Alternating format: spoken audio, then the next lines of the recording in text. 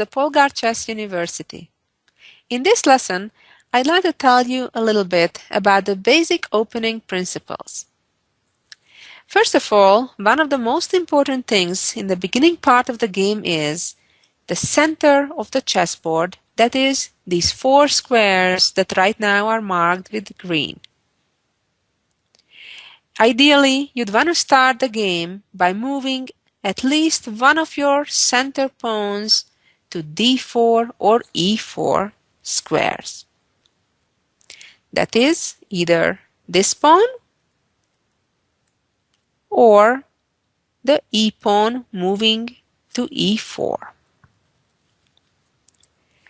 Number 2, typically you would want to develop your knights before you develop your bishops.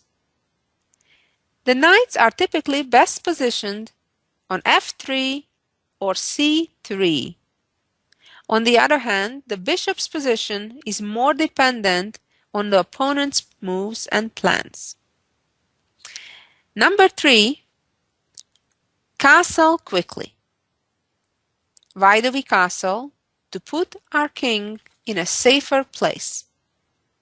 Also, to activate our rooks along the E or D center files.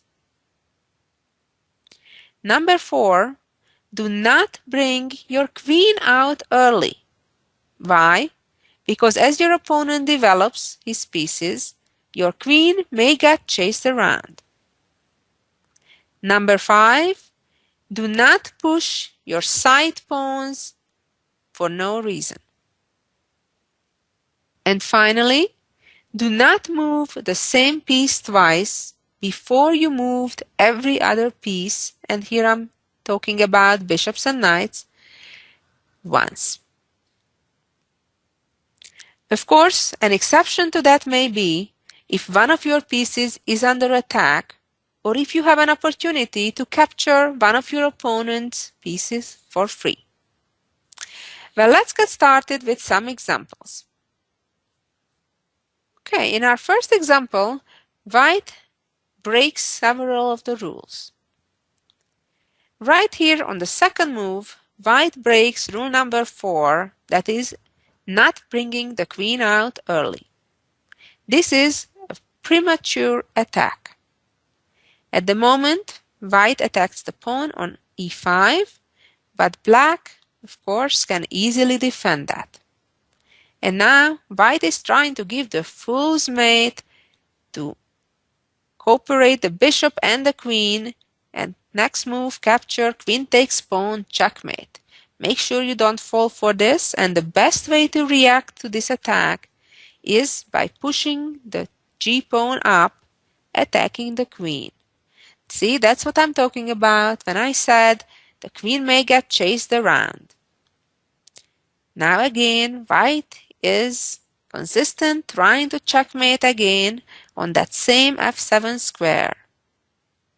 But black just continues developing and interposes the knight in between the queen and that pawn on f7. Of course, it's important to see that your queen is guarding your knight. And now, white played queen to b3. With this move, violating 2 rules. The one, not to move the queen early, and the second, not to move the same piece again and again. And here, what white is trying to do is to back up the bishop and capture that pawn on f7. Of course, black could simply protect the pawn with the queen, which would be an okay move, but actually here black can do better than that. And namely, attack the queen again. But you may say, didn't you just say not to move the same piece twice? Yes, I did say that. However, when your opponent violates rule after rule, that can create a situation that you can make an exception in order to take advantage of your opponent's mistake. Now, it would be a mistake for white to try to grab the pawn on f7, because after king e7, White will have difficulty on hanging on to that bishop on f7, while the queen can still do it for one more move. After the queen is being attacked another time, now the queen will need to leave the protection of the bishop, and after, for example, queen check, black could capture the bishop if he wants to. Okay, let's go back to the position when black attacked the white queen with the knight, and let's see what happens if, for example, the queen moves to c3. Now black has several good ways to continue, but let's see what happened in this game. Black played d5 attacking the white bishop, and white captured the pawn, and black developed another bishop attacking the pawn on c2. However, that is a lot more than just an attack on the pawn, because black now threatens to capture the pawn with the knight, and that would create an attack on the rook and the king at the same time, which is a fork. White played d3, blocking the bishop's attack on the pawn.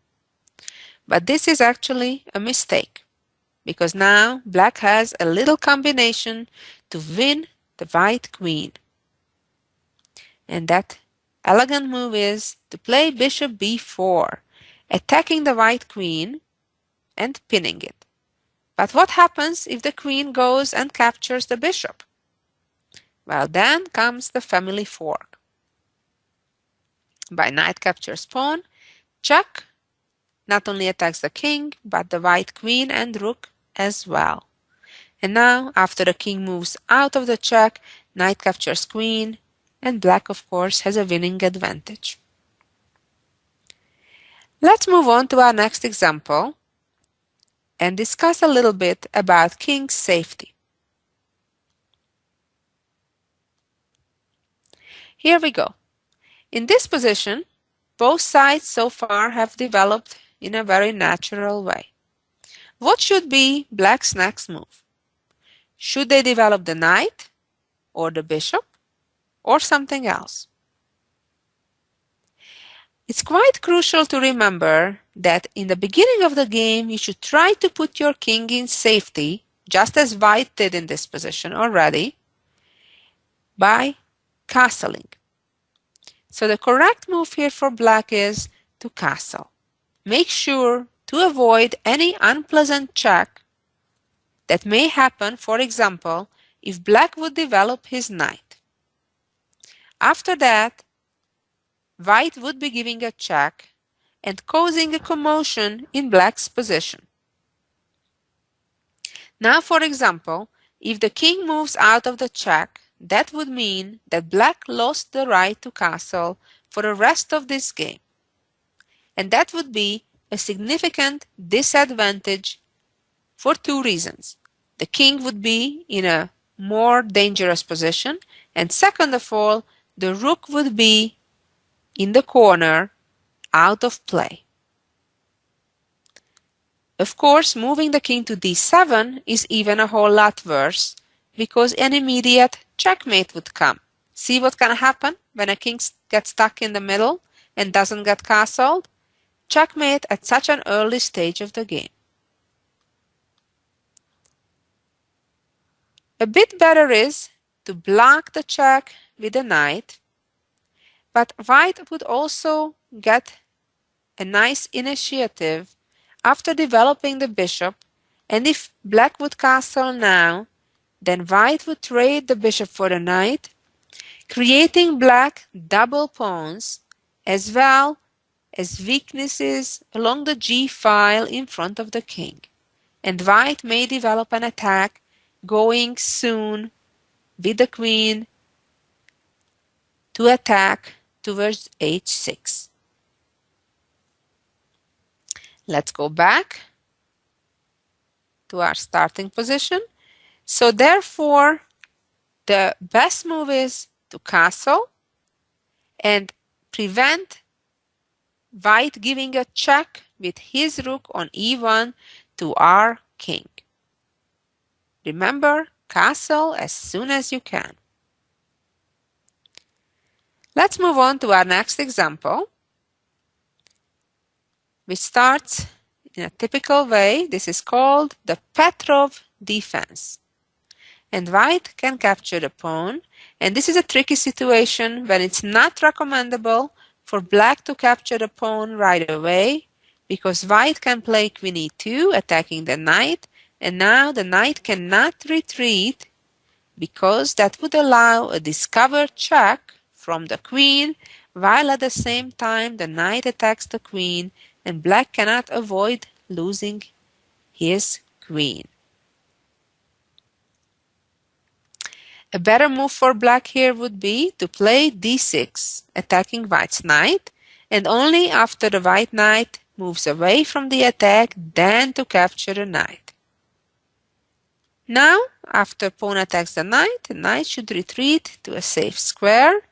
And what should we do if White happens to give a check? First of all, remember, don't worry about a check. A check in itself doesn't necessarily cause you danger. However, remember, don't immediately touch your king and look where you can go. Because more often than not, especially in the beginning part of the game, you may have better options such as blocking a check rather than moving your king. For example, here it would be really silly to move the king and give up on the right to castle in this game.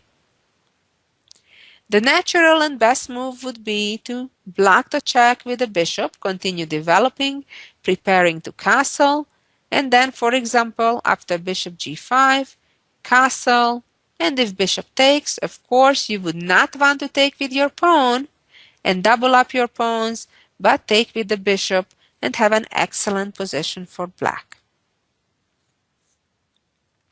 Here is another typical situation that happens in numerous games. White starts e4, e5, develops the knight, attacking the pawn, and Black protects it with his knight. White develops the bishop, so does Black. White castles, and Black develops his knight. Attacking the pawn on e4, White just protected it with his last move, and Black castles. And now some players like to start a premature attack by playing knight g5. Remember, this is not a good idea. And if your opponent does it to you, meaning you're playing with the black pieces, you can simply attack that knight and invite the knight to capture the pawn, because this exchange, the knight and bishop that White gave up for the rook and pawn, favors Black.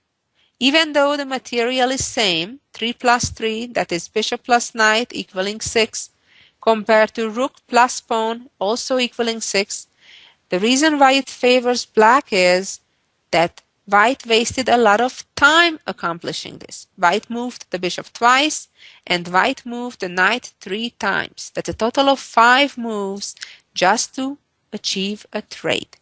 Therefore, don't worry about such a premature attack.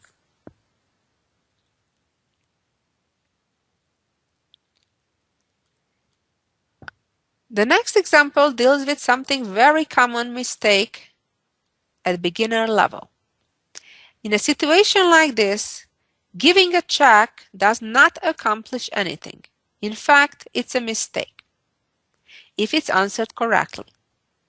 The correct answer is blocking the check with a pawn, because that forces that bishop to move again. In the meantime, White has strengthened the center, the d4 square, and White is doing very well. So therefore, if you have such a situation, you see a check, and if that check can be blocked with a pawn move on c3, don't give a check. If you're on the other side and your opponent gives that check, put your pawn in between the king and the bishop, and you'll be doing fine. In the next example, we'll deal with another typical situation. After e4, e5, knight f3, why shouldn't you defend the pawn with your bishop? The reason is that you don't want to block the pawn behind the bishop, because you would want to move that pawn from d7 in order for your other bishop that runs on the light squares that it can get out. So therefore, typically, it's not a good idea to put your bishop in front of your d pawn. And now let's move on to a different subject, and that is how to defend ideally against checkmates. Here we go. The first task is to recognize what does white want to do. If you're playing with the black pieces, every time you should ask yourself, what does my opponent want to do? And here you see the queen and the knight being right in front of your king. They obviously trying to do something. And specifically, white is trying to capture with the queen the pawn on b7 and give checkmate. What is the most ideal defense here? Well, it is to move the queen to b6. As you can see, black is ahead in material. Black has a rook versus knight. That means black is up in exchange.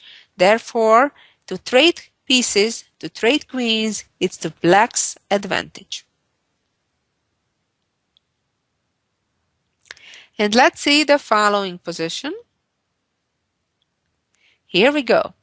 Now it's white's turn, so therefore white needs to figure out what is black trying to do. Hopefully you can figure this one out. Well, black is trying to checkmate white by queen capturing the pawn on h2, because the bishop is protecting the queen when that would happen.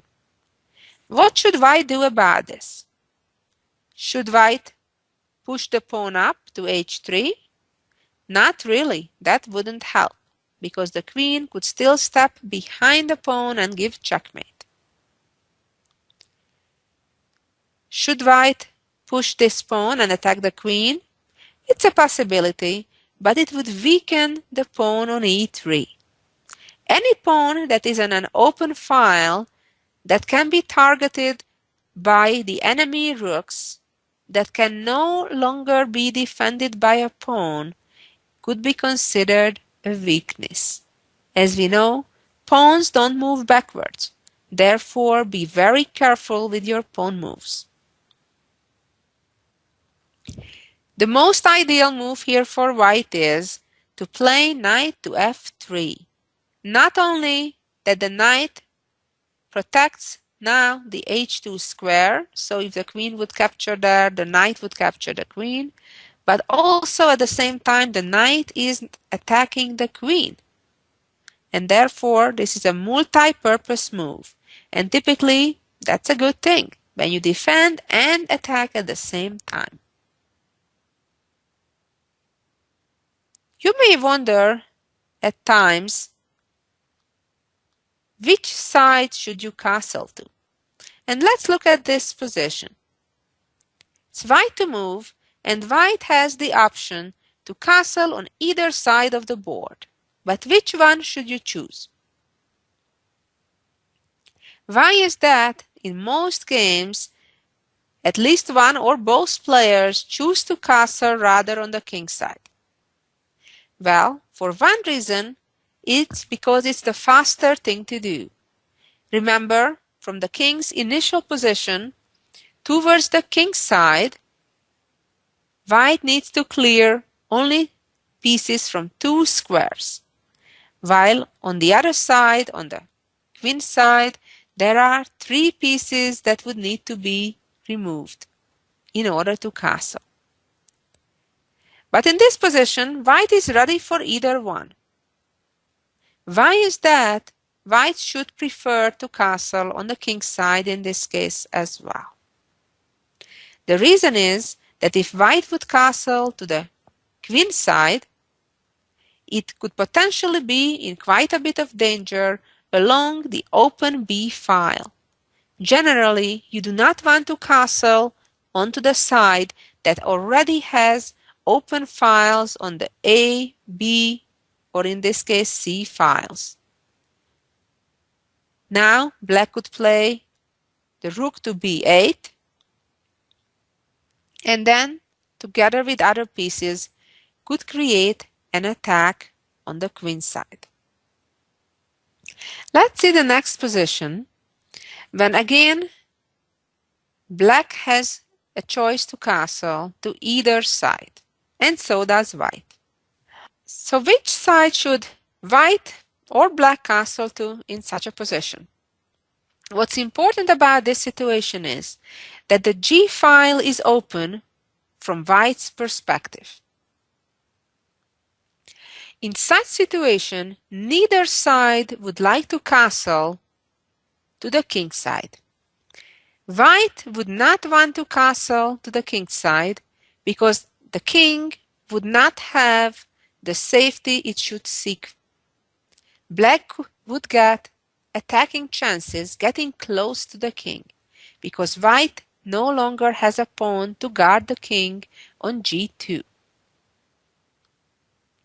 It would be much better for white to rather castle to the other side, to the queen side, where white has all three pawns in front of the king safe and sound.